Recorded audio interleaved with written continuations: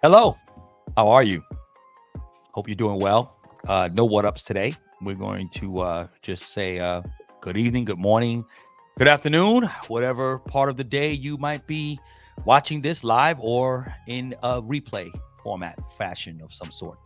So, yeah, that's about all I have to say. And other than welcome to the show, it is Brooklyn Beards and Ball Sports Talk Show with myself and Don. And we just want to invite you to join the show, engage, interact, like, share, YouTube, Facebook. Welcome. And this will probably be a really quick show. Not a whole lot to see, not a whole lot to discuss, but I'm here. It's Rod and it's Don. So, Mr. Don, how are your happenings for the day, sir? Listen, I can't allow for first time anyone has watched our show for the first time. I can't allow that lackluster introduction to fly. Okay, we have to be gracious in victory and defeat. Okay, so because your team lost, and we're going to get into that. Because your team lost, we owe it to the people that watch this show to give them some, a really good introduction because this is their first time seeing us. Possibly, maybe they already know what to expect. But I think at the end of the day, the show is going to be short to the point. There are some things that we need to discuss. But without further ado, man, let's get into it.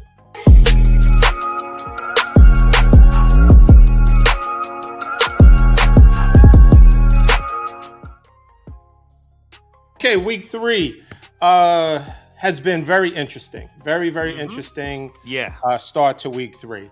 It started with Thursday night football. Yeah. San Francisco 49ers. I forgot. There was a game Thursday night. I didn't even know. I thought they actually didn't play Thursday. I can't believe. Okay, there was a game Thursday. All right, cool. Good. Let's talk about the game. We was. I'll just say this. The Niners offense, Brandon Ayuk didn't play, okay? And Brock Purdy and Brandon Ayuk have amazing chemistry. He didn't play because he injured his shoulder in week 2.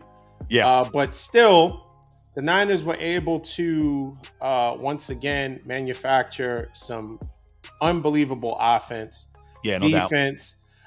We put up 30 points again. We're averaging a little over 30. Or right at 30 points a game.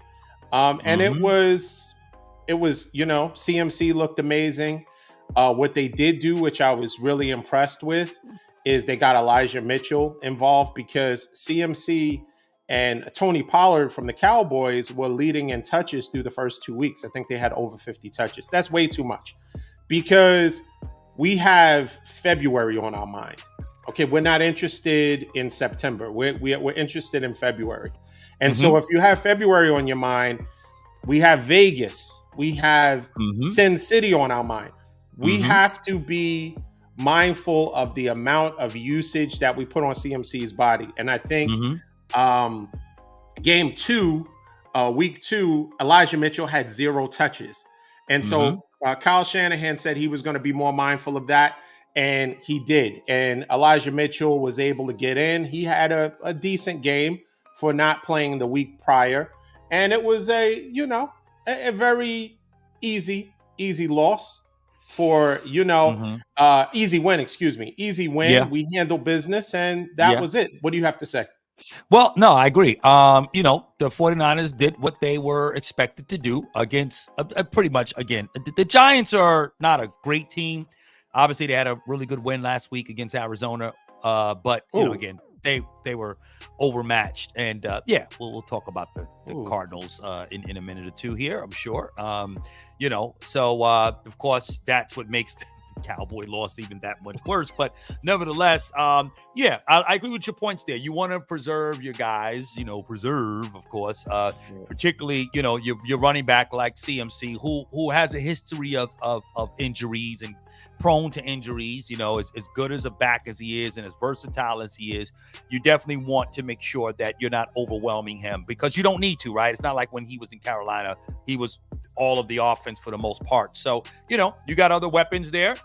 And, it's smart of Callahan to go ahead and distribute the ball and get other guys. So having Elijah Moore involved, and that's a good thing. And so, yeah, it's all about, February football. That's what it comes down to. And so you want to preserve your guys. So I think that was a good point. And, they manhandled the Giants. Wasn't much going on there. And, it is a game and you win. And listen, you beat a division opponent of ours. So, we're happy about that. So I'll take the W. I'm not, bittersweet because the 49ers are who is the team the Cowboys, are chasing.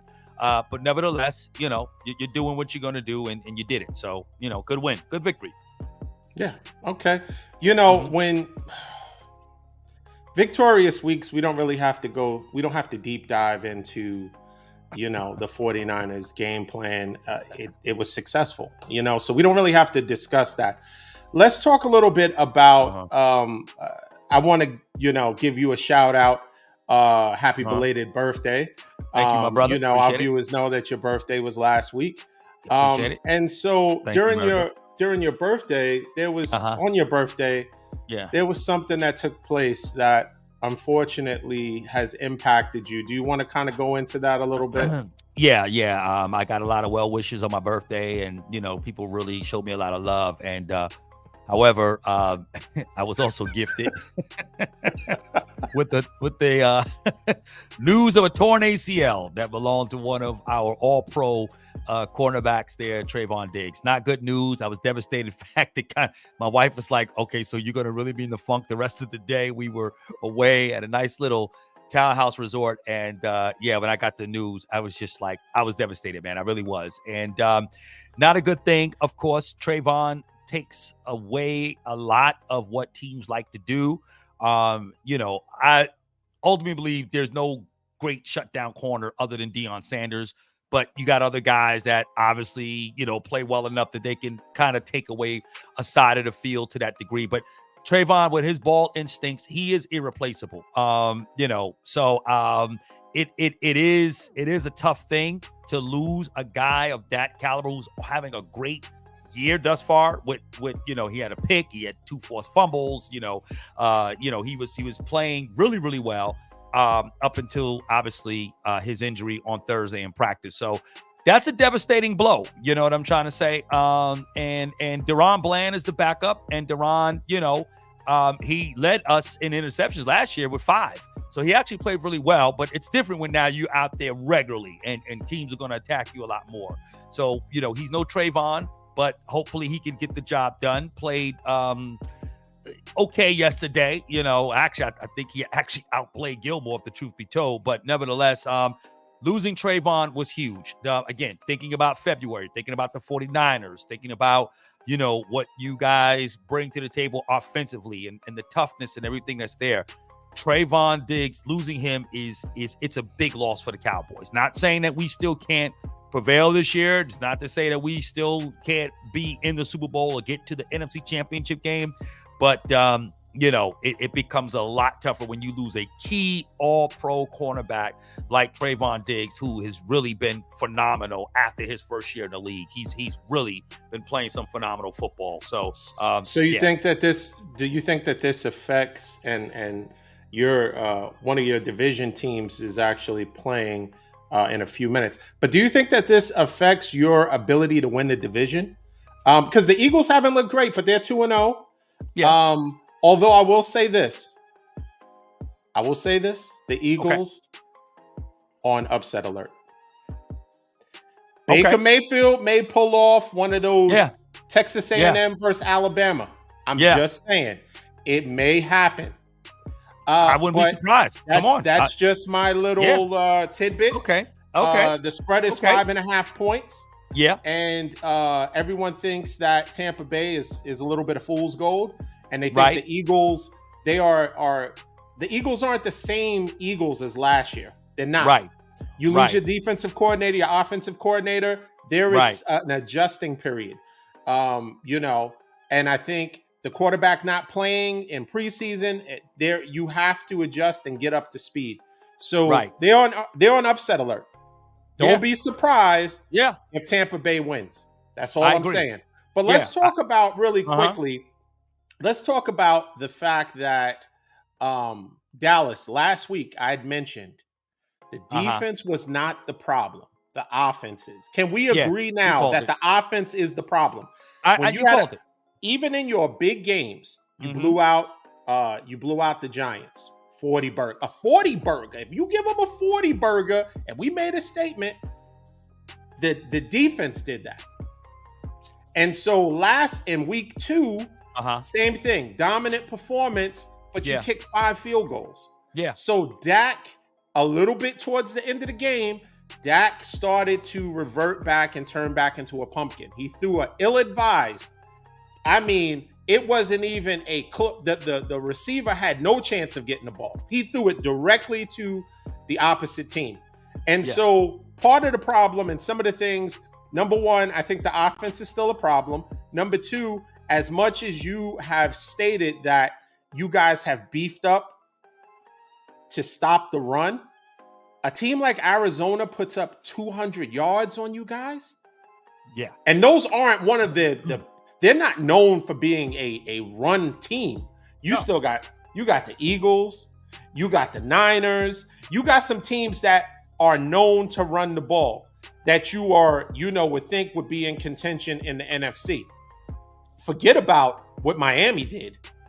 High-powered offense with running game and receivers. So, what do you think? How does your outlook?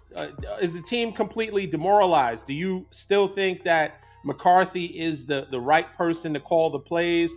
Where do you think the team goes from there? Because watching the game, there was a lot of frustration. Body language. CeeDee Lamb is flicking his hair up, and all he needed was the water to catch. Like, everybody looked a little perturbed. And so how does that now? I do appreciate this, and I'll give it back to you. I appreciate that Arizona got that upset game out of the way on you guys, because I was a little concerned about Arizona, because you have to, in a divisional game, we play them next week. You got to always be concerned about those teams they're playing for a quarterback, although they have Kyler Murray. But I think to get Caleb Williams, they will send. Whichcourt packing, no problem. Absolutely. So anybody will pick up his contract. Teams that have nothing to lose, but yet at the same time are proud teams. Right. And it's a divisional game. You got to be concerned with. Now, after they did what they did to you guys, we're going to steamroll them. We're not going to look past them, because we understand what they just did to the Cowboys. Right. And one thing that I think that we mentioned on some of the other sports shows, ESPN and Fox Sports 1, that maybe they have created and were able to establish a game plan on how to neutralize Micah Parsons.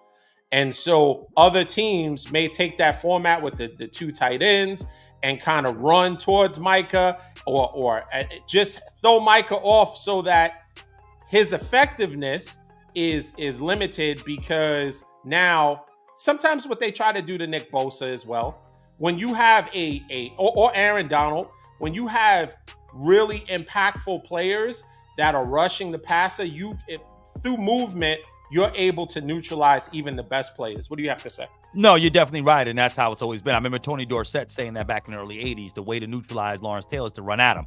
What the Arizona Cardinals did, though, that was effective offensively, they did a lot of pin and pull with their guards, okay? Their tackles are really good, but their interior linemen are not that good. So what they did to kind of minimize that deficiency, they did more pin and pull where their guards are able to kind of just shield enough and get to the second level. Our backers played bad yesterday. As bad as the offense was in terms of the red zone, which we're now like next to last, when we led the league in red zone efficiency with 71% last year. Now we're 1-5 yesterday. Yeah, 1-5. I think we're only like 3-19 for the year so far. Horrible, but just straight putrid, right? But what happened is that the backers were not. Everybody had a bad game. Everybody. I mean, from Van Der Esch to Parsons, our safeties Hooker and Javon Curse was horrible. They were out of position. They were over pursuing. Marquise Bell played bad yesterday. He over pursued on a lot of players, just got entangled in the fray of tackles and stuff. It was bad. And so what happened was technically they outplayed us and they out schemed us from that aspect of it, but I don't even know if it was so much schematically, because teams will try to do what other teams do. It's a copycat league, as we say, right? They're going to try to figure out, well, we got a formula against Dallas. These guys will be better prepared next week. They'll be better prepared. All right. I'm saying next year. No, I try to give you time to jump on that. Man, next week, they will be better prepared. Here's what I believe, okay? I believe Dallas was affected mentally by Trayvon Diggs. I think that they did a poor job in several things, getting mentally prepared and being able to overcome the grief and the sadness. And I mean, you act like the man died, okay? He's still alive. He's in the land of the living. Next man up. That's what good championship teams have to think. And I'm very disappointed that McCarthy and Dan Quinn didn't prepare these guys for that, because that's what I felt was in it. They was very discombobulated, play calls. They didn't know where they needed to be, poor execution. They were not prepared. Now, offensively, you had 3 offensive linemen, okay, that started. And we had a rookie left tackle that played. They should have moved Tyler Smith, our number 1 pick last year. I don't know why they just don't go ahead and make him left tackle. Tyron Smith needs to retire. Just go. Leave. We don't need you looking like Voltron on the sideline with all kinds of built up pads and all kinds of cast and freaking looking like the NFL freaking Terminator. We don't need that. You understand what I'm saying? Right. Just go. You're a Hall of Famer. You just go ahead. Ride in the sunset. Let Tyler Smith play the left tackle. He needs to protect Dak's blind side.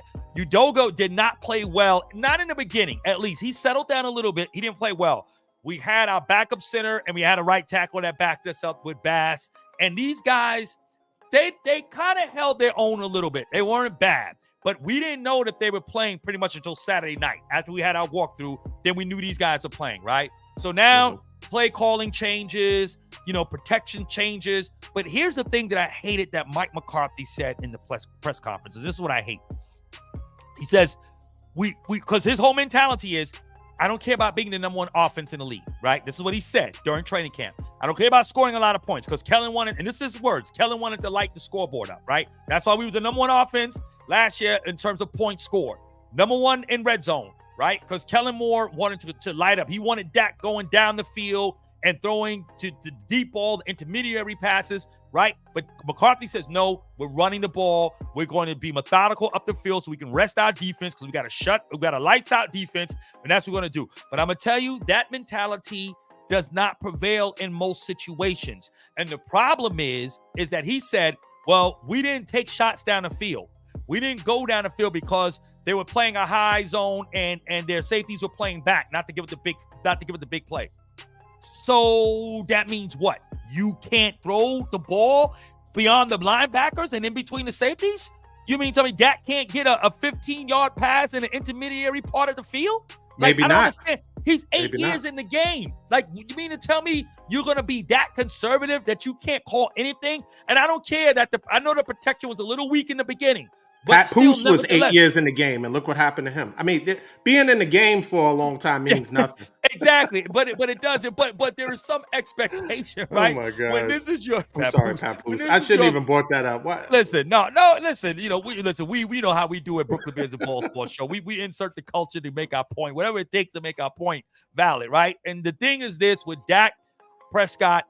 It was a bad performance. The offensive calls, as far as what Shanahan, what's his name? Marty Schottenheimer III, and what McCarthy put into play as far as the installment of the offense, it wasn't good. Although Pollard had 123 yards, he ran the ball well. Rico Dowell ran the ball well. He's our other back. We they run in tandem now. Really good. But I love Rico Dowell, by the way. I love him. He's been on our roster for about almost 4 years now. He just couldn't stay healthy. That was only his issue. But the truth of the matter is, we look bad. And the receivers got no separation. Their corners are not that great. I just don't understand why and Cooks our played. Receivers couldn't. Cooks played. And Cooks played. And that's my thing. You got Brandon Cooks for what? I mean, I thought he was supposed to be the guy to take the top of the defense. Right? So why is he hasn't caught a pass further than 10 yards or 15 the most? He had one good slant play there when we got into the red zone, which of course no points there. And speaking of that,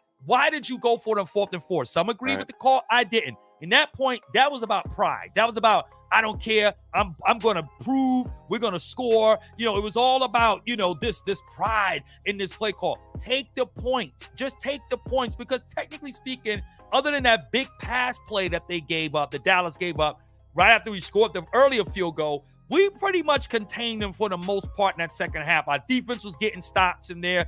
Micah got a sack in there. You could have just taken the points, grind the win out. Not every game was going to be 40-0 or 30-10. Well, just take the points and grind it out.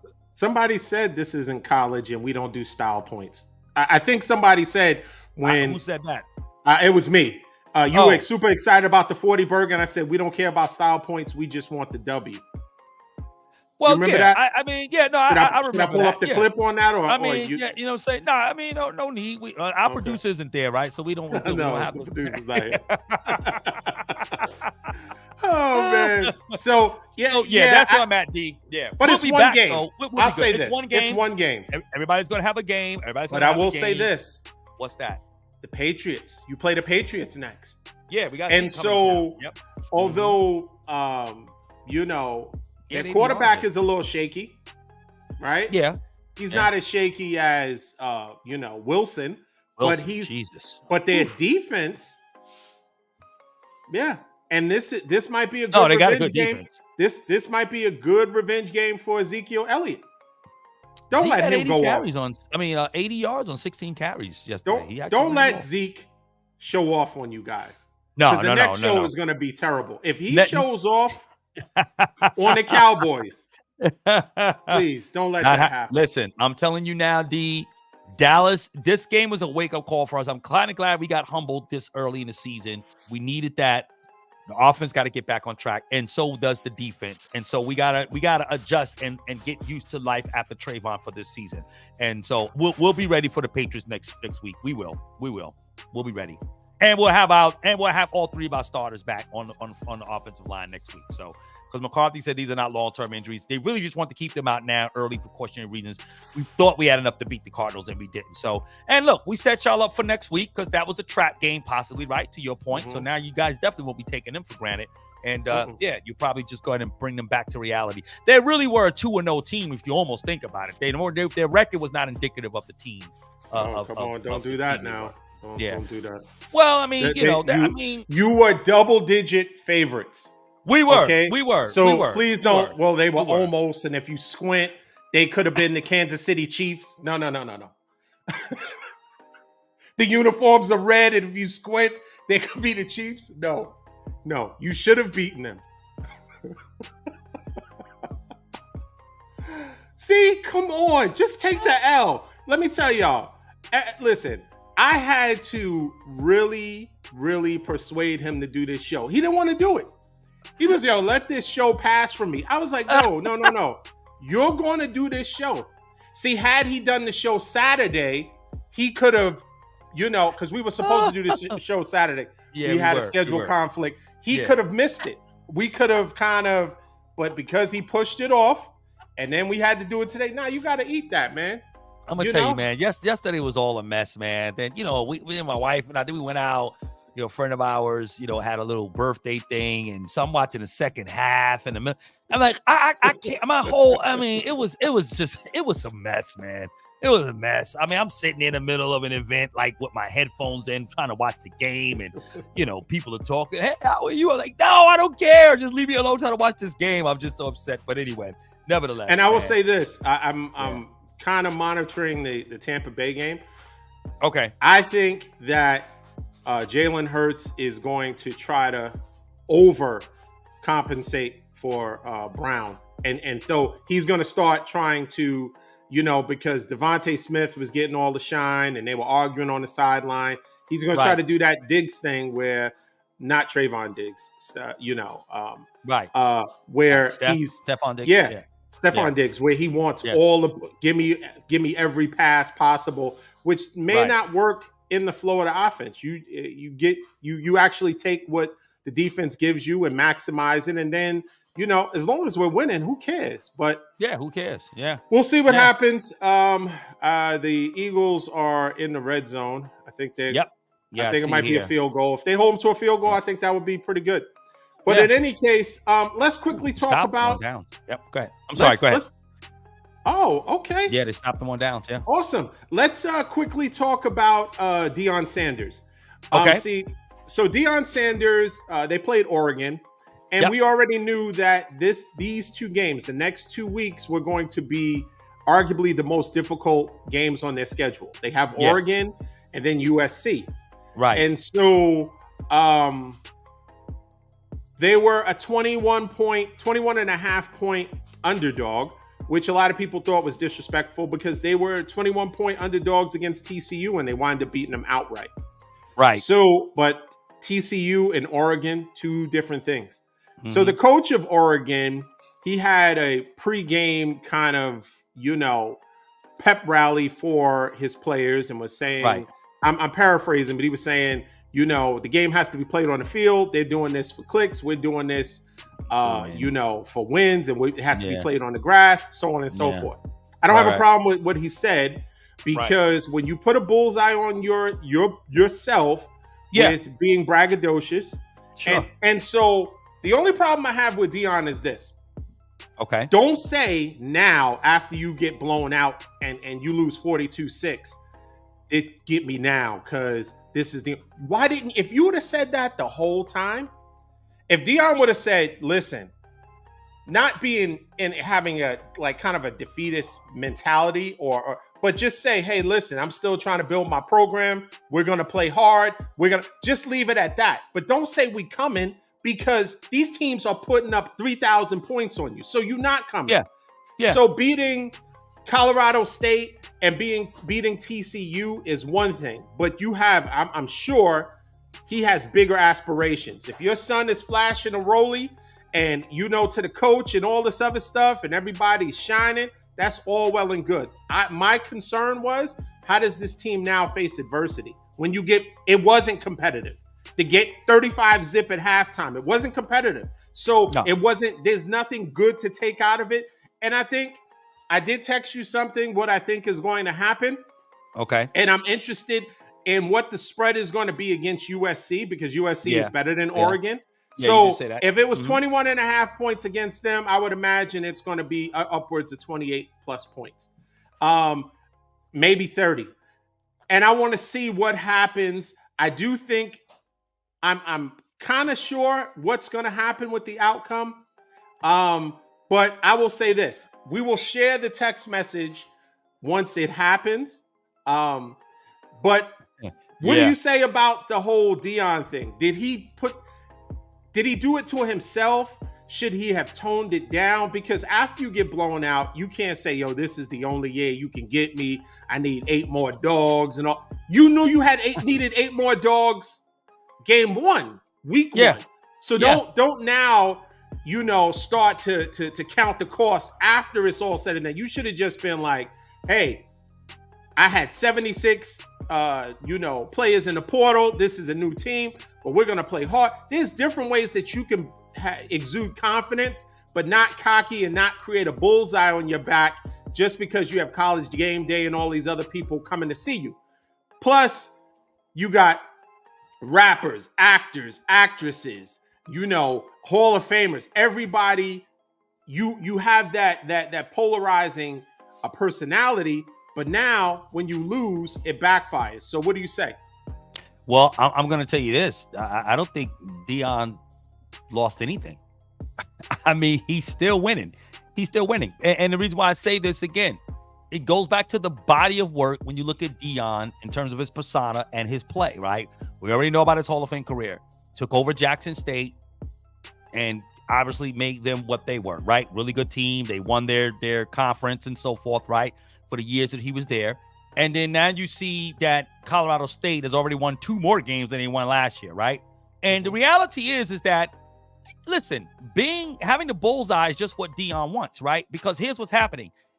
He's come in and changed the entire landscape of competition by now making everyone play actually outside of what they are supposed to play at. See, everybody is going to play with a certain degree of gamemanship, and they're going to play with a certain level of comportment. They're all athletes. Their coaches are competitive. So yeah, right. They're going to all, hey, they playing for clicks. We playing for wins and all this stuff, right? That plays into Deion's hands, actually, because now what happens is that when teams now get displaced within their play or in their comportment in terms of their performance, that I'm going to now have to shut you down and prove you wrong, and I'm going to zero all of my venom and my effort and my energy towards trying to shut down Deion. But they got the personnel to do it. I don't think right, but this is not tapping the biggest guy on the shoulder and saying, at 4'2", saying I can knock you out. They're a better team. So they are better, right? But the reality is, though, they're a better team, but they're a better team now. See, here's what people don't realize: that Colorado State is going to be your new Alabama at some point. Come next year when Deion gets his full year. Colorado, I'm sorry. But they're going to be the next Alabama. That's what I'm trying to say. He's going to be the Nick Saban that people are going to come to because he's going to have the pipeline to the NFL. All of the good players are coming there. So everybody in that Pac-12 knows that their days are limited as far as being for the Oregon, USC. These teams are not going to no longer be the powerhouses of their of their conferences anymore.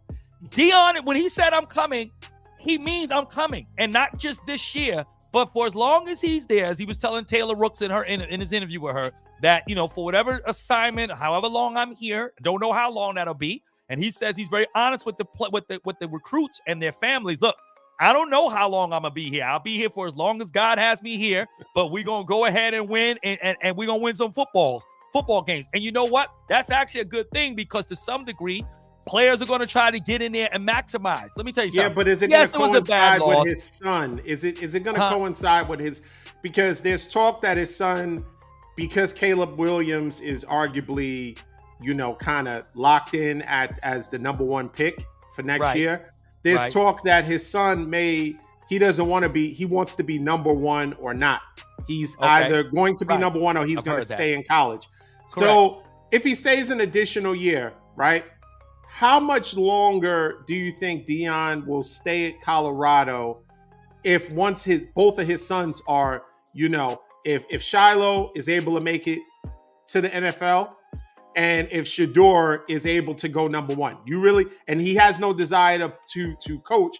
According to him, he has no desire to coach at the NFL level. You think he's just going to stay at Colorado? Because now he needs a quarterback.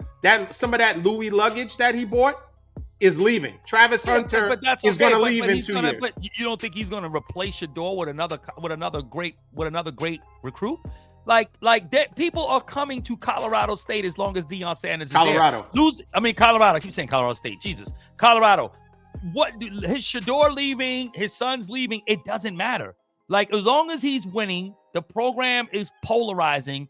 Deion is still back, even though it's that bad of a loss that he took against Oregon. It doesn't matter. Like, that doesn't take anything away from his validity. The validity of Colorado as a program, the fact that that's a school and a program that's going to only get better. And he's already got 2 more wins than they had all last year.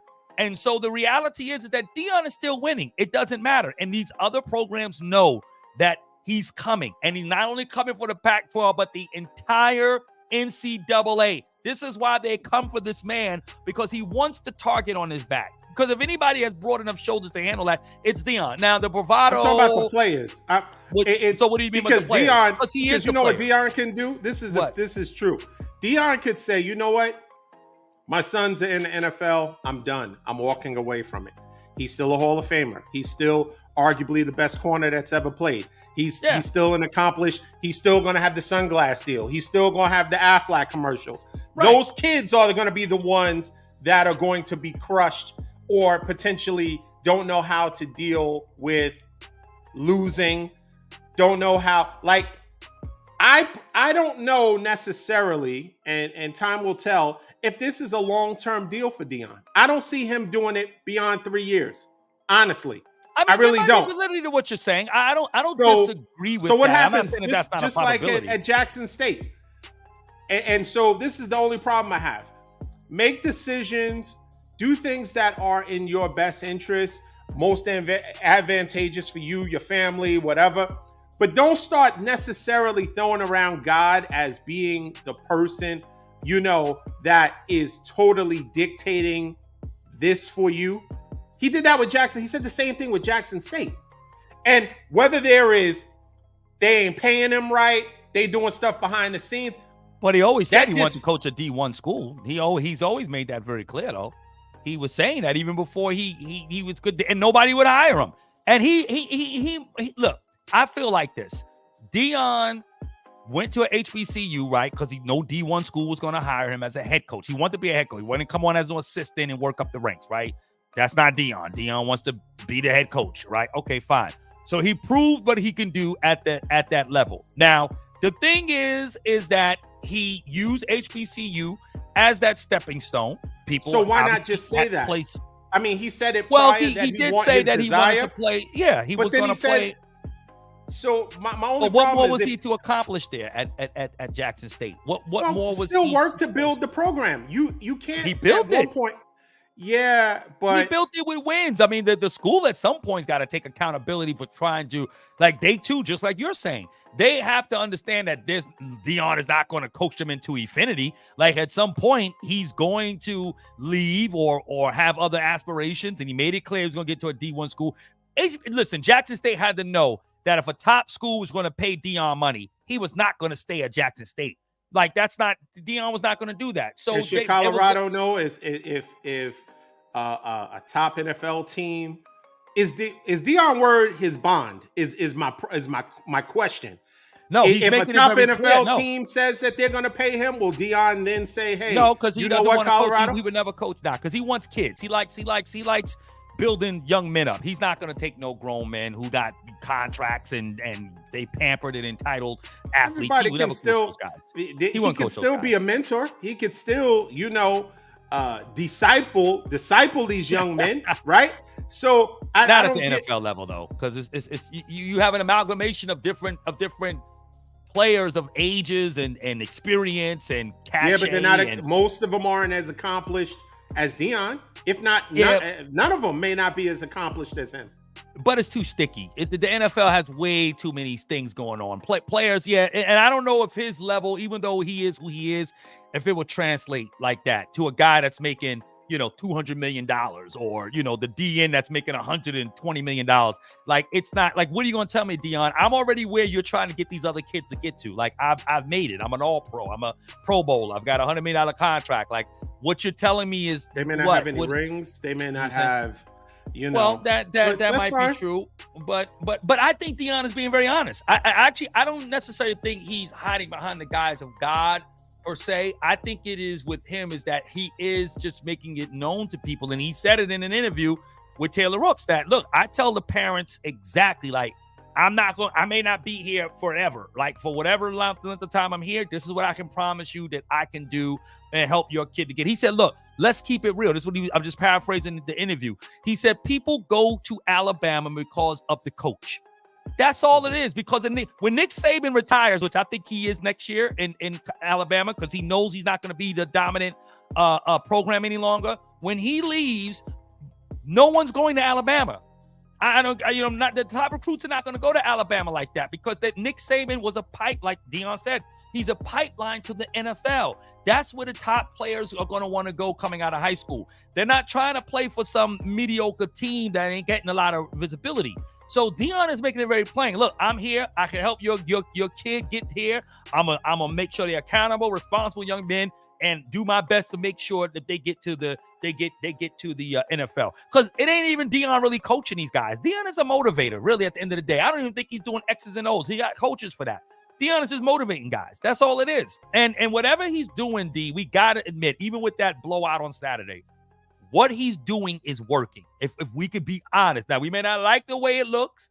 It is over the top, a little bit outlandish and a lot of grandizement in his persona and very ostentatious. But at the end of the day, it's working. And so what's success? What is success if So let me ask you a question. Okay. What is success for Colorado? If it's just winning 2 more games than they won last year, I don't think Deion is the only coach that could have done that. No. Now, if it's selling out, if it's selling out ticket sales and season ticket holders and excuse me, getting a sunglass deal and just having exposure to that particular team and Colorado itself, yeah, nobody can do it like Deion. But I think he has bigger aspirations. And so my question to you is, do you think Deion is going to be around long enough at Colorado for them to make it to a national championship game or the playoffs? I do. And so they're going to at least win a Pac-10 champion, a Pac-12 championship. No, we're talking bigger. You talking a bigger, yeah, and I think they will. I mean, listen, Final Four, college playoffs. I would say Final Four, absolutely. And how long will that take? I think he said he needs 8 dogs. He'll be there by next year. He'll be there by next year. So it's almost certain that Shedeur is going to stay then.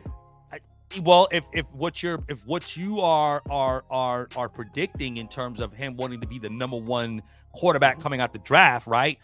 He's not going to get that this year because of Caleb. So then he'll come out next year, and he will most likely be that. And that's what you'll have. He's going to shore up that line. He's going to shore up that defense next year. They're going to be even a better team than what they are right now. Because, again, you had a lot of transfers, guys coming in and out. People left. Because, remember, there was a team already there. Some didn't want to play, whatever. You told them all leave. Yeah. Told them to leave. That's it. So hit the portal. Go out. Because, we bringing in dogs. So, you know what I mean? And that's what happened. So now the culture's set. This year, if he even plays for a conference title, that's a win. You was about to ask, I think, what is success? For Deion, it's going to be success because here it is, D. You're not selling shades and selling out the stadium unless you got wins.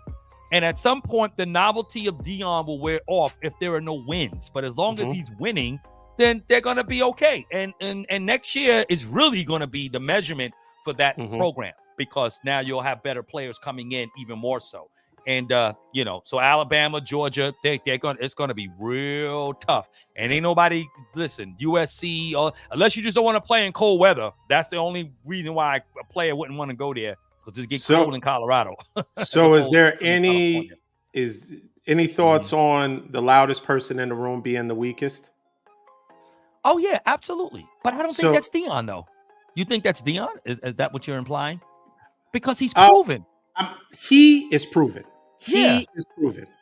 But he's proven, in other words, we can't say that. And I'm not comparing, obviously, the tenure of success, right?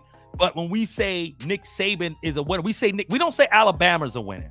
We say Nick Saban is a winner because wherever he's gone. No. We say Alabama. The institution is bigger than Nick Saban. We roll tide. Nobody is saying prime time. Nobody. Nick Saban, we know him for being his failures, his success, but so you mean to tell me so before Nick Saban, right? And it was Bear Bryant. Right. But that was way before Nick Saban got there. If I'm not mistaken here, and I could be wrong, but we have to research this, but Paul Bear Bryant was many, many moons ago. Okay. Right. And so from that time up into what we see now, Nick Saban brought credibility to that program. It absolutely takes a personality to do that. If you look at any successful program in college, whether it would be Ohio with Urban Myers or Lou Holtz, or Barry Harbaugh with Michigan, Jimmy Johnson with Miami, all these things. It was the coach that brought in and changed the culture. And so we can't take away, we don't take away from those guys. But in all those instances, why would we take away from Deion? In all those instances, the institution became bigger than the personality. No, but it's the personality. Right now, the personality is larger than the institution. The color wave is nice. I like the uniforms. I like the sweatshirts, all of that. Iron hard to find. All of that stuff is good. But right now, with Deion, like I said, he can walk away at any time and nobody's ever going to discount who he is and what he was able to accomplish. We're talking about the kids at the end of the day. But how will they handle that? Coaches have walked away like a Pete Carroll or other coaches that made it about themselves to go to the NFL. They went to the next level, or to other programs, even, right? Did they think about the kids? So why should Deion? Why is it when Deion, if he decides to leave, then what about the kids? What the children are our future? Coaches don't think of that when they do it. I'm not saying that it has to be about that, but if Deion is making, no other coaches are putting. I don't remember Pete Carroll putting out that he was going to be at USC forever. I don't remember. Pete Carroll only left because USC came under scandal. Scandal, of course. Right. So what did he do? He separated himself and took a job in Seattle. He did, and he was there. But meanwyle, Reggie Bush and all these other guys, everybody had and their Heismans. Right. So everyone had to deal with the after effects. Exactly. So I mean, now if Deion did that, of course he'd be excoriated for that. But what I'm saying is, Deion is making it very plain, and you make a good point. I agree with you. When Shedeur probably go ahead into the draft, there's a good chance that he could stop coaching at that point, or maybe take another coaching position somewhere else.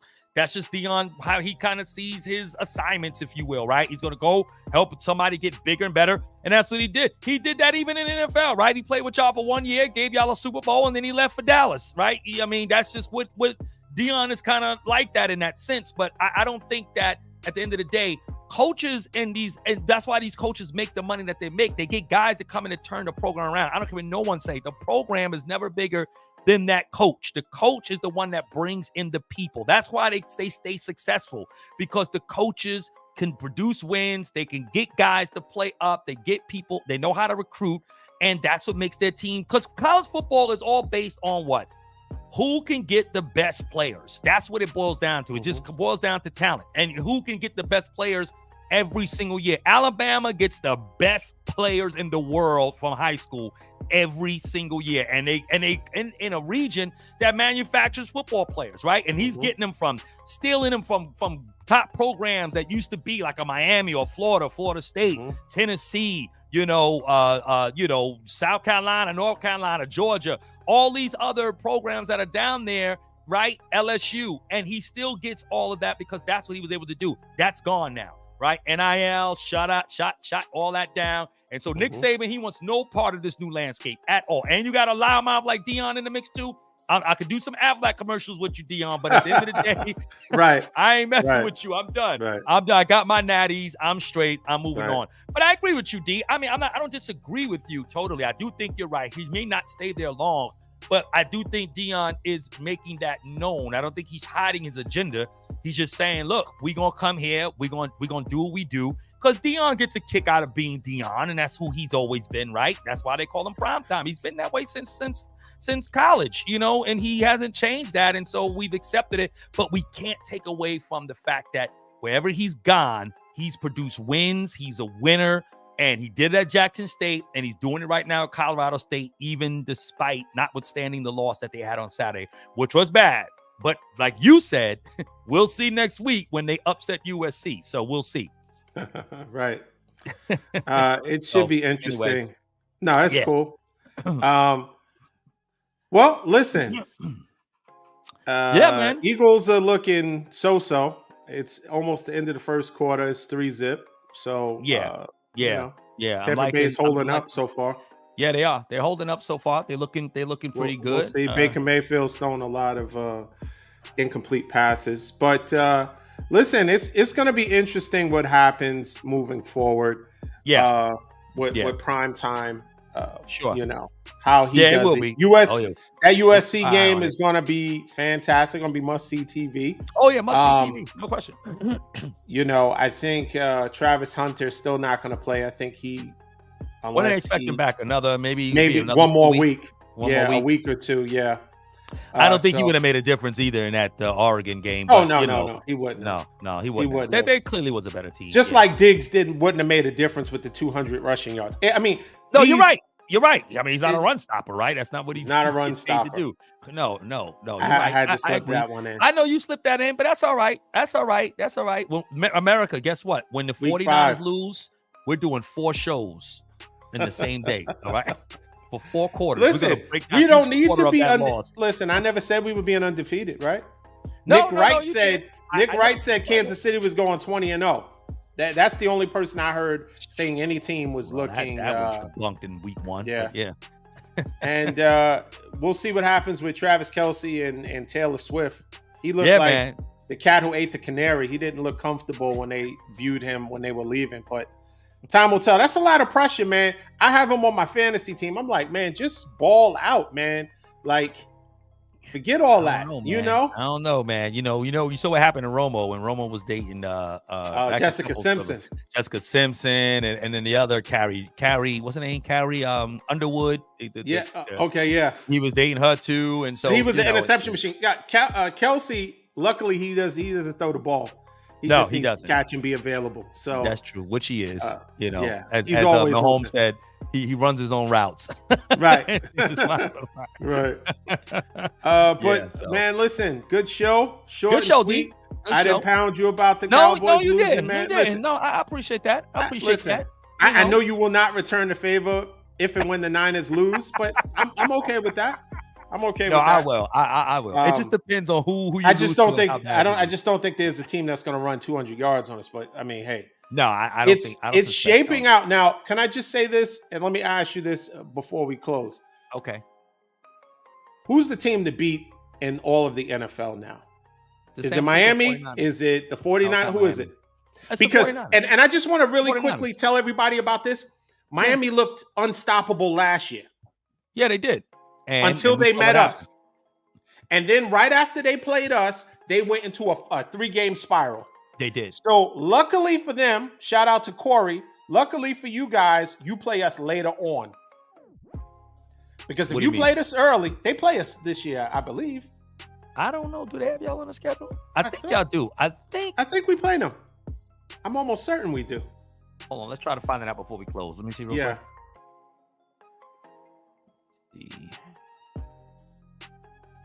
Who are y'all? The 49ers. So y'all got, let me see. The Cardinals, Cowboys, Browns, Vikings, Bengals, Jaguars, Buccaneers. No, y'all do not.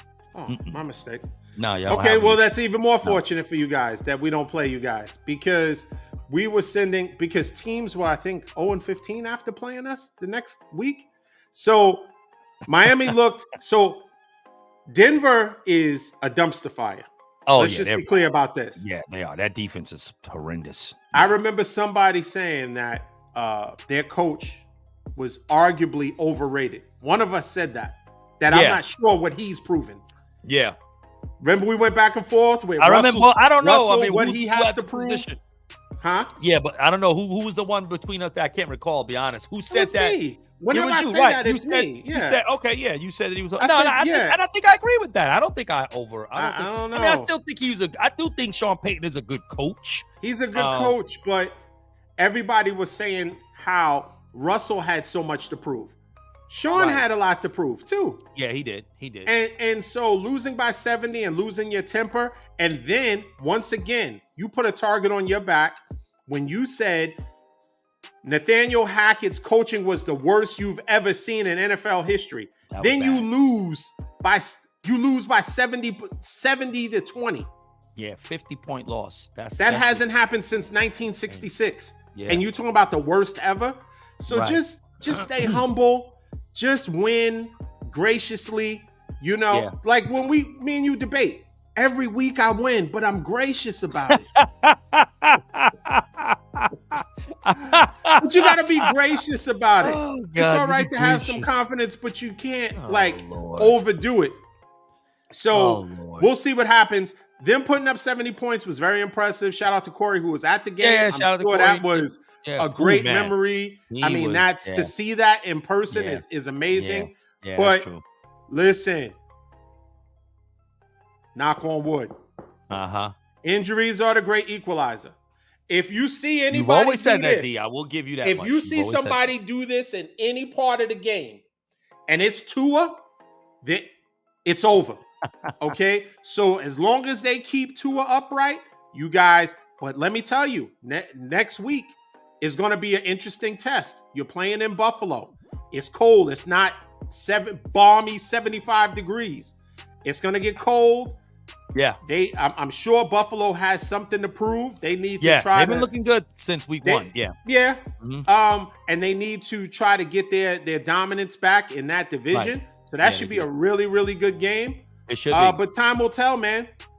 Yeah, we'll see. We got a lot of good. We got a lot of football left, man. A lot of football left. A lot of football left. I'm excited about it. Yeah.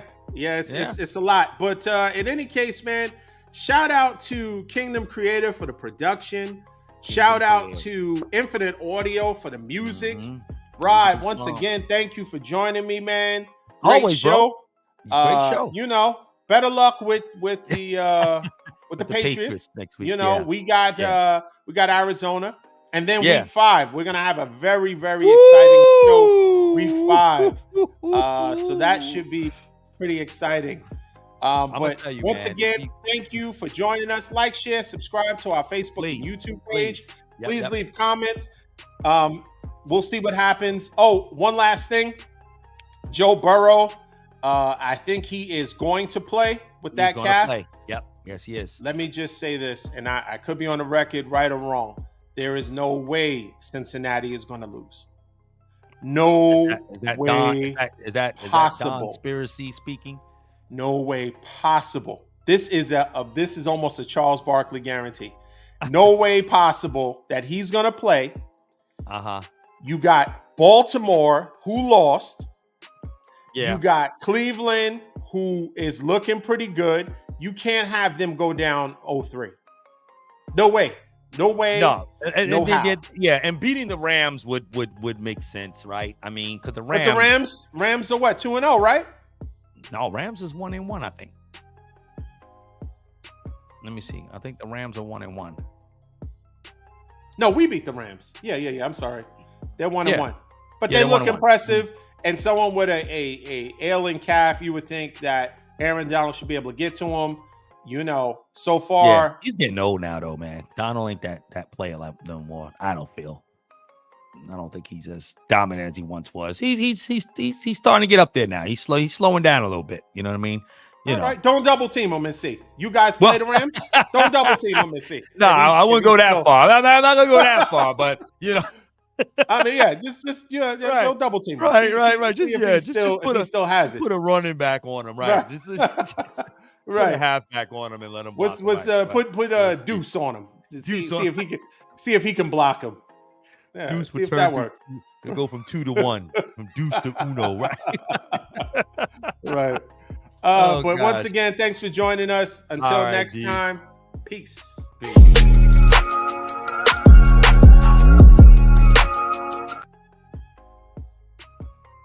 That's what's up, man. Good show, D. Yes, sir.